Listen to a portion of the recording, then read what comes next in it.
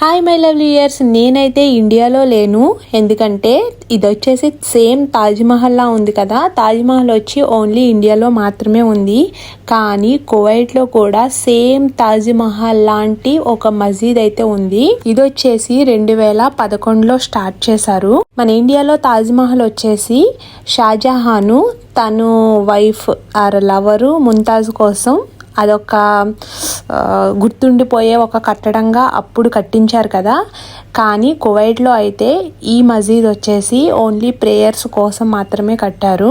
మన ఇండియాలో ఉన్న తాజ్మహల్తో పోలిస్తే 3 ఇంతలు చాలా పెద్దది. ఇక ఇక్కడ వచ్చేసి కింద గ్రౌండ్ ఫ్లోర్లో లైబ్రరీ ఇంకా అలానే అందరూ ప్రేయర్ చేసుకోవడానికి ఉంటుంది.